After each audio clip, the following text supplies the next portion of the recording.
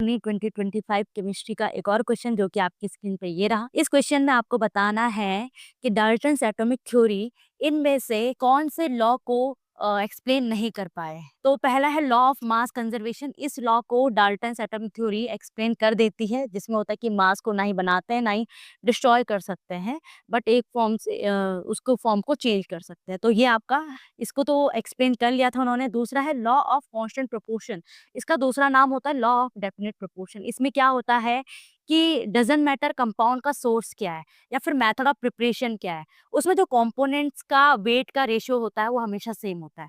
तो law of constant proportion या law of definite proportion को भी वो एक्सप्लेन कर देते हैं। नेक्स्ट है आपका law of multiple proportion. Law of multiple proportion में क्या होता है कि जब आपके दो element more than two compounds बनाते हैं, मान लीजिए ये ए बी बनाएगा और ये ए बी टू बनाएगा, तो इसमें जो फिक्स वाला ए है, उसके अलावा जो दूसरा है जो आपका डिफरेंट है, इसका जो मास का रेशियो होता है, इसको m1 मान लेते हैं, इसको m2 मान लेते हैं।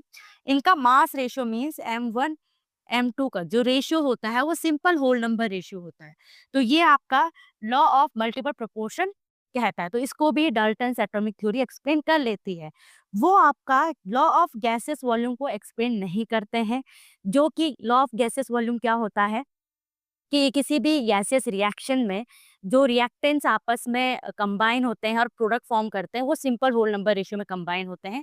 ये वो एक्सप्लेन नहीं कर पाए थे। तो आपका ऑप्शन होगा ऑप्शन नंबर 4। Thank you.